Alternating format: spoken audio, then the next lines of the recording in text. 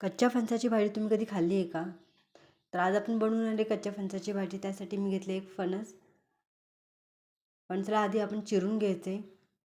फणसाला चीक असतो त्यासाठी आपण चाकूला पहिला तेल लावून घ्यायचे. चिरल्यानंतर आपण हाताला तेल लावून घेऊया, कारण तो चीक हाताला लागतो.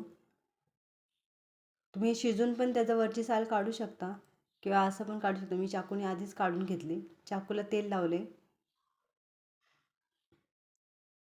त्याची जी साल आहे ती चाकूच्या ह्याच्याने काढून घेतली.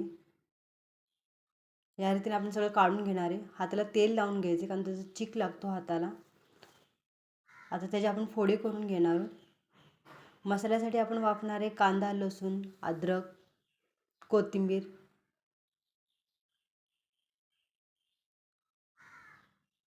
आता आपण फोडी करून घेऊया. पहिला पाणी टाकून ती शिजवून घ्यायचे. 2च शिट्ट्या करायच्या, जास्त शिट्ट्या करायच्या नाहीत त्याला, नाहीतर गाळ होऊन जाईल तो. आता आपला शिजला आहे तो चांगला. 2च शिट्टीमध्ये शिजतो तो.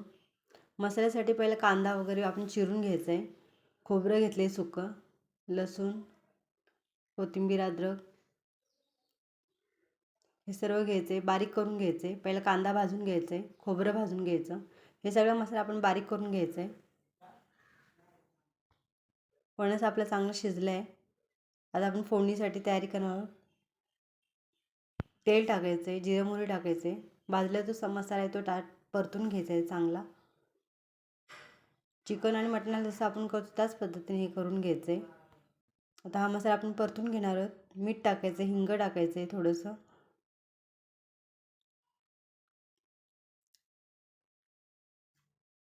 थोडं परतल्यानंतर त्यात आपण हळद टाकणार आहोत.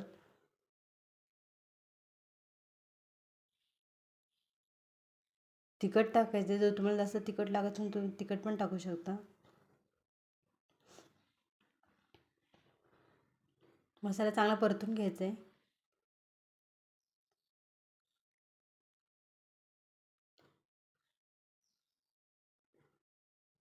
ही भाजी चिकन मटणासारखीच लागते. तुम्ही एकदा तर ट्राय करूनच बघा.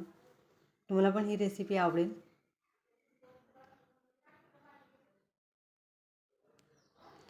मसाला आपला चांगला परतून झाले. आता आपण तो शिजवलेला फणस आहे आपण त्यात टाकणार आहोत. ह्याच्यासाठी कच्चाच फणस घ्यायला लागतो. आता आपण शिजलेल्या फणस त्यात टाकणार आहोत. 2 ते 3 मिनटं आपण चांगलं वाफवून देणार आहोत.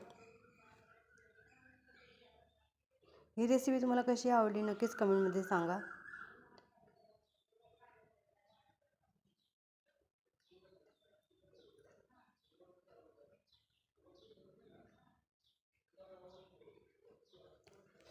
चिकन मटणासारखीच लागते ही भाजी. तुम्ही एकदा नक्कीच ट्राय करा. एकदम सोपी रेसिपी आहे. जर तुम्हाला याची साल काढता येत नसेल, ती कडक असते, तर पहिला शिजून त्याची काप करायची आणि शिजून घ्यायचे, मग त्याच्यावरची साल काढायची आहे. ते सहज निघतं. असं ते कडक असतं, ते लवकर निघत नाही त्याची साल. तुम्हाला ही रेसिपी कशी आवडली नक्कीच सांगा.